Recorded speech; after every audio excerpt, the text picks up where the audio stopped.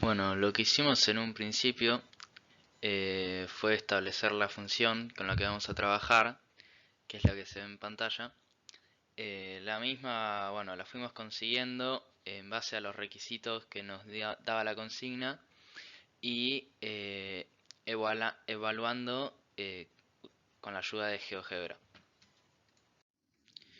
Este es el gráfico final de la función que, como dijimos anteriormente, la realizamos en GeoGebra.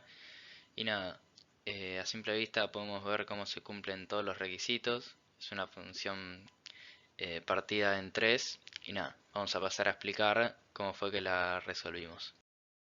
Lo que hicimos primeramente para dar comienzo al análisis de la función fue hallar su respectivo dominio. Básicamente planteamos dos inecuaciones, una para los valores de la función por debajo de cero y otra para los valores de la función por encima de uno. Por lo que buscamos el valor que no puede tomar x para que el denominador dé cero, teniendo como resultado que el dominio de la función son todos los reales menos menos uno. Bueno, como la consigna lo pedía, una de las primeras cosas que calculamos fue la continuidad de la función en los puntos en donde está partida, digamos. Entonces, al saber que la imagen en ese punto y el límite por la izquierda y por la derecha es igual, vamos a saber que la función es continua en ese punto. Luego de evaluar la continuidad de la función, lo que hicimos fue averiguar la derivada primera de dicha función. Para eso, lo que hicimos fue calcular la derivada para cuando x es menor que cero, para cuando x está entre cero y uno y para cuando x es mayor a uno. Esto lo hicimos gracias a las propiedades de la edición de las derivadas y también gracias a la propiedad de la potencia. En el caso de cuando x está entre cero y uno y en el caso de la edición para cuando x es menor que cero y cuando x es mayor que a uno. Concluyendo con el cálculo de la derivada, lo que hacemos es buscar el límite de la derivada, ya que la derivada está partida.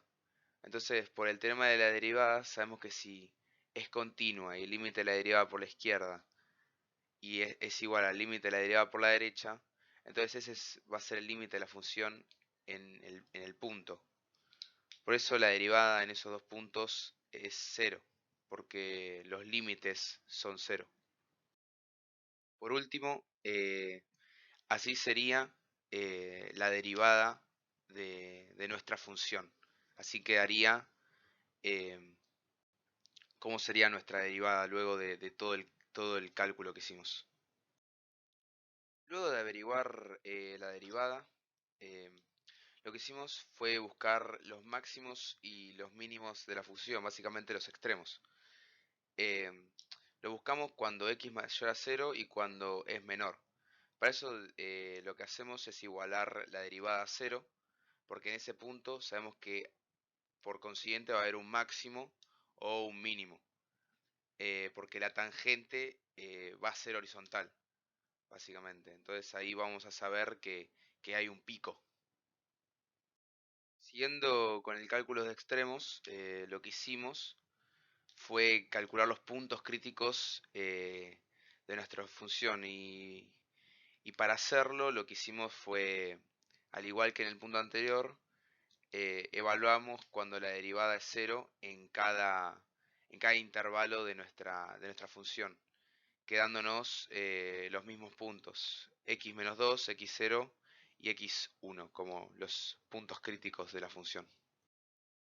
Una vez hallada la derivada de la función, lo que hicimos fue averiguar y calcular los intervalos de crecimiento y decrecimiento de dicha función. Básicamente utilizando el teorema de Bolzano visto en clase, eh, buscamos dichos intervalos. Básicamente tomamos un x de cada intervalo y le evaluamos en la derivada de la función. Dependiendo del signo de, del resultado, es el sentido de la curva. Si es positivo, la curva está creciendo y si es negativo, la curva está decreciendo.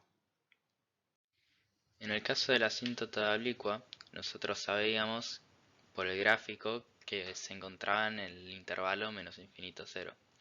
Entonces lo que hicimos fue calcularla directamente en ese intervalo.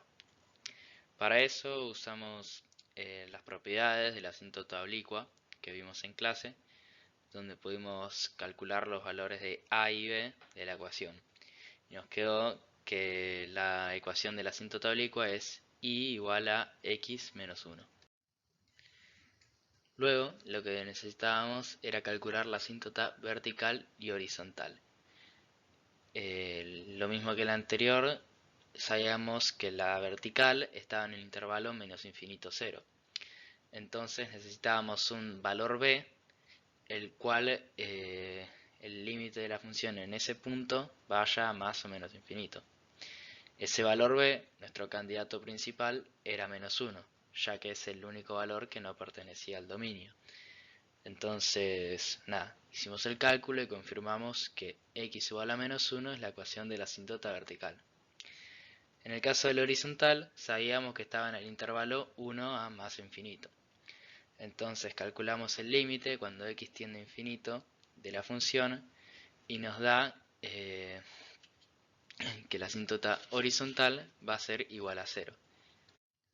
Por último, lo que se nos pedía era la curvatura de la función. Para ello calculamos la derivada segunda de la función en cada intervalo x menor a 0, x mayor o igual a 0 y menor o igual que 1 y x mayor a 1.